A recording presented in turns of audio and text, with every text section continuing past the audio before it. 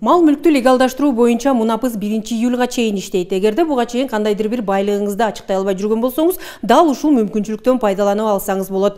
Анын үстүнө буга чейин сиздин кандай байлыгыңыз болгонун эч ким билбейт. Анткени былтыр кагаз түрүндөгү декларациялар жок кылынса, ошол эле замат электрондук варианты өчүрүлгөн. Андыктан сиздин декларация тарыхыңыз дал ушундай таза барактан башталат.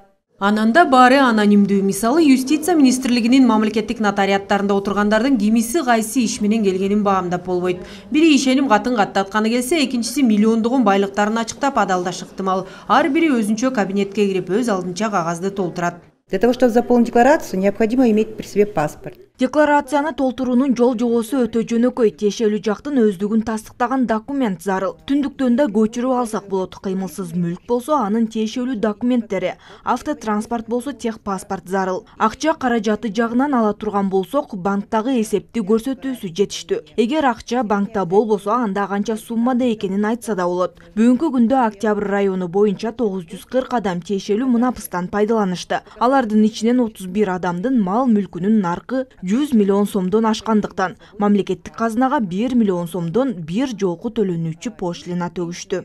Белгилей кетүүчү нерсе, катып жаткан мал мүлкүн адалдап ачыкка чыгарган тараптарга эч кандай кылмыш иши козголбойт. Бул сапар мыйзам менен кепилдик берилген. Ананда капиталды легалдаштырууга мунапыс жарыялоо көмүскө экономиканы ачыкка чыгарууга багытталган. Анын көрсөткүчү расмий түрдө ички дүң өндүрүмүнүн 21%-ын түзөөрү айтылып келет. Бирок бейрасмий маалыматтар боюнча бүгүнкү күндө декларацияланбаган мүлктүн 40%-га жакыны көмүскө секторда. И опираясь на международный опыт Италии, Дүйнөдө экономикалык мунапысты ийгиликтүү өткөргөн Италия, Түркия, Ирландия сымал бир катар өлкөлөр бар. Кыргызстанда бул сапар ошол мамлекеттердин тажрыйбасын эске алып, легалдаштыруу кампаниясы менен кошо комплекстүү чараларды көрүүдө. Бул ишкерлердин, инвесторлордун кендирин кесип келген коррупция, кылмыштуулук сымал көрүнүштөр менен аеосуз күрөш десек болот. Бизге азыр экономикалык тынчтык зарыл. Өлкө өнүгүү жолуна түштү. Капиталды легалдаштыруу көмүскө экономиканы ачыктап, бизнес чөйрөсүнүн өкүлдөрүнүн тынч иштөөсүнө мүмкүнчүлүк түзөт.